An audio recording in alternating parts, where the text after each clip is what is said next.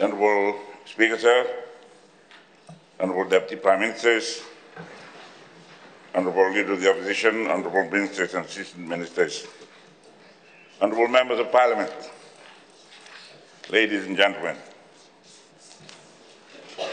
very good morning to you all. I also address our citizens who may be watching our proceedings in this august House via television or live streaming, or listening to their radios or wireless app. Honourable Speaker, Sir, I rise to deliver my ministerial statement on recent developments relating to the elevated and renewed Vuvale Partnership between Fiji and Australia.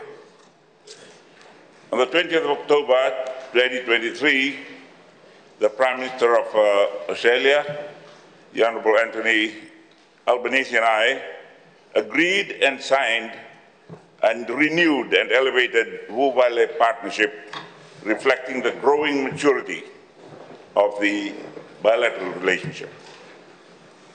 Honourable Speaker, Sir, please allow me to acknowledge the previous government and my predecessor for the Vuvale Partnership, which was first signed in 2019.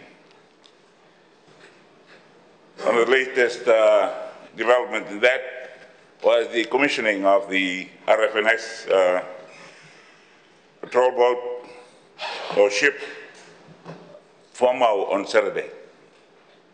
And before going to the commissioning, I asked the Commissioner of Correction Services if I could go and pay a courtesy visit to former Prime Minister Bainimarama, and just to tell him that I was doing the commissioning the following morning, acknowledging the great work that he had done in restoring and furthering this Vuvale Partnership during his time.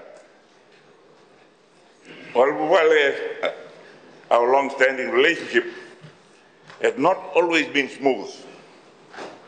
It's not always been smooth sailing. It started in 1987 when there was a jolt, and we spent the following years repairing or trying to re-establish the relationship we had. In 2000 and 2006, there were further disturbances to our relationship. So what we're doing now is to just continue to improve on whatever we have had and also introduce new elements. In September 2023, a review of the Vuvale Partnership was carried out by senior officials of the two governments. The objective of the review was to realign the approach, the contents, and the desired outcomes of the Fiji and Australia relationship by reflecting on the vision, the goals, and priorities of the new governments of both nations. Vuvale, as we all know, means family in the Wasawawiti, so the partnership recognizes our respect for each other. Prime Minister Albanese and I then signed that renewed, updated Vuvale Partnership on the 20th of October last year.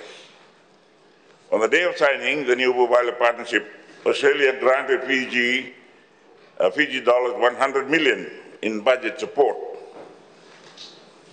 This is in addition to an earlier budget support of Fiji dollars 81 million, correct? Thank you. For the 2023-2024 Fiji national budget in June of last year. There is, Mr. Speaker, an existing Fiji program support facility for 2016-2025 to the amount of 154.4 million Fiji dollars for supporting Australia's delivery of education, health, governance, and scholarship programs in Fiji.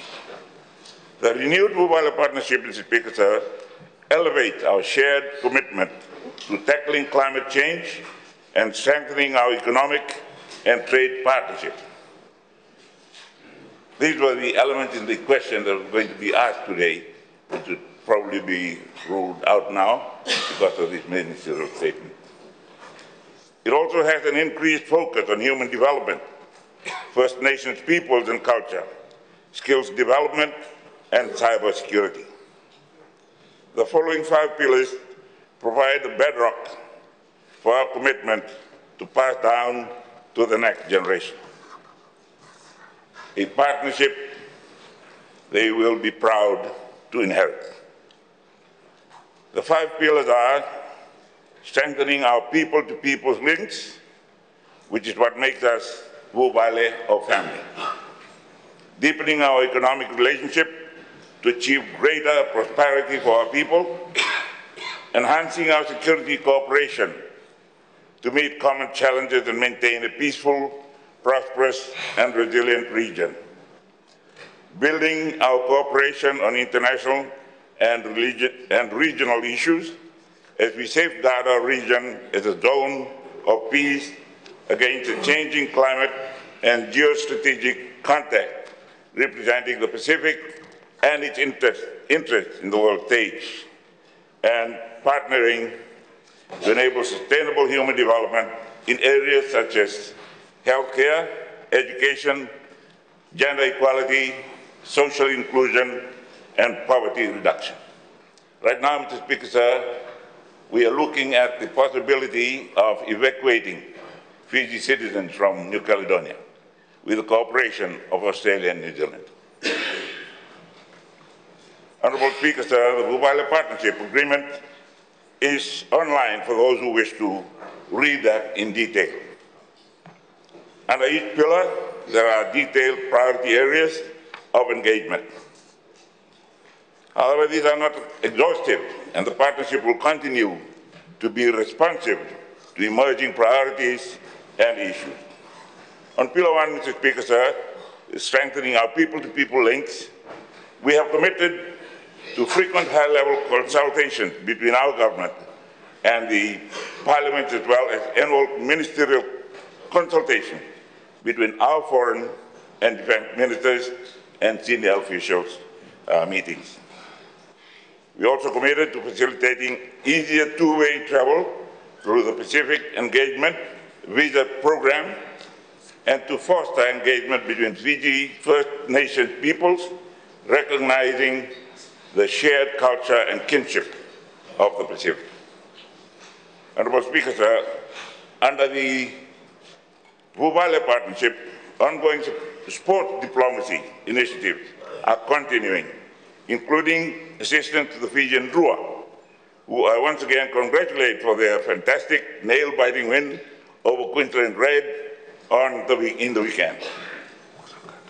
Mr. Speaker, sir, the sport diplomacy assistance is truly fantastic. I've seen the gyms and the facilities available for the young men when they're training there, and women as they train in Sydney. Your Pacific Sports Program is a boost not only for rugby, but also for netball, hockey, and other sports. Under Pillar 2, Mr. Speaker, sir, on deepening our economic relationship, the partnership will expand opportunities for two-way investment and support for private sector growth. Further, the Labour Mobility Scheme continues to expand with PALM Visa, Pacific Australia Labour Mobility Visa. Under the partnership, the Australian Infrastructure Financing Facility for the Pacific, AIFFP, will continue to support financing for quality, sustainable, and transformative infrastructure development. In addition, sir, under Pillar 2, support for agriculture and fisheries sectors continue. Honourable Speaker, sir, Pillar 3 on security cooperation reaffirms our joint commitment to closer defence, border security, policing, cybersecurity, maritime security, law and justice, and intelligence cooperation.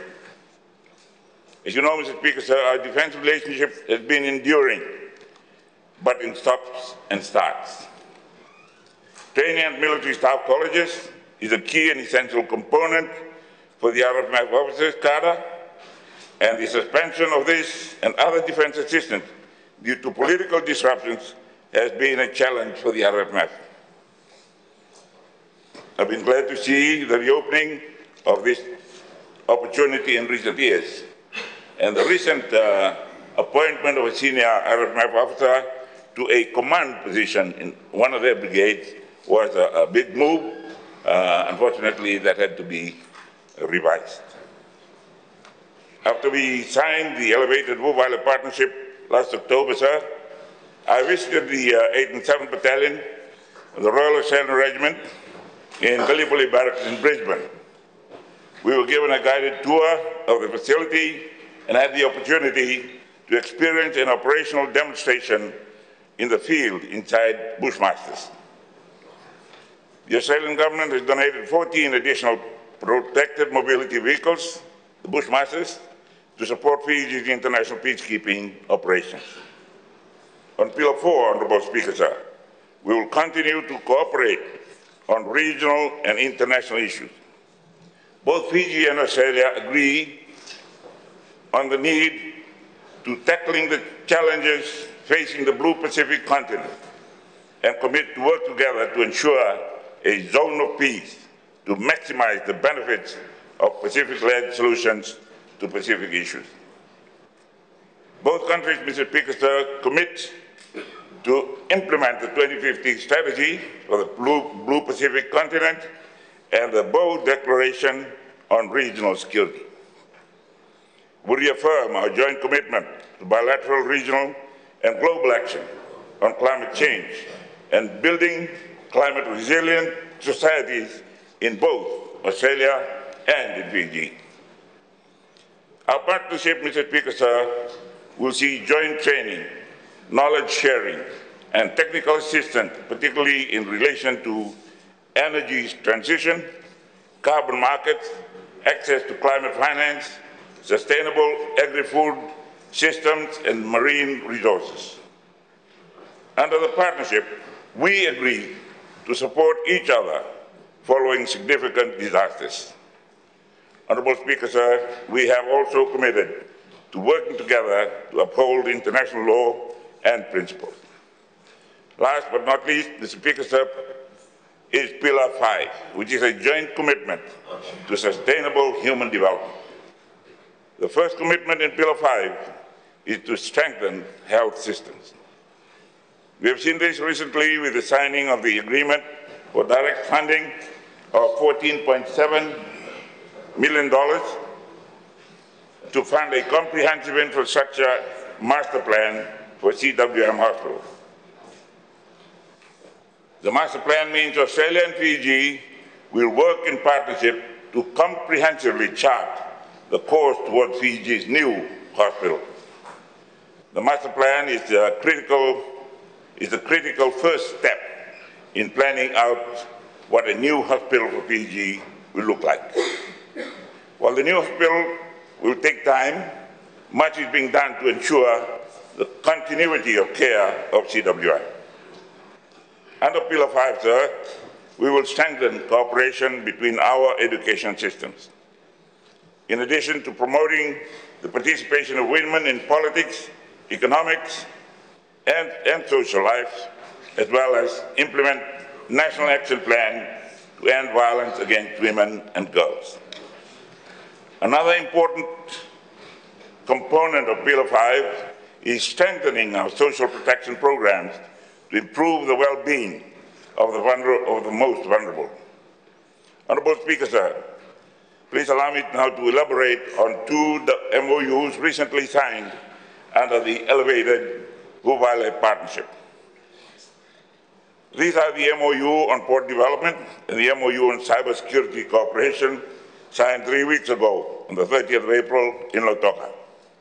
The Memorandum of Understanding on Port Infrastructure and Services provides the framework for cooperation on future investments to support Fiji's current and future maritime needs.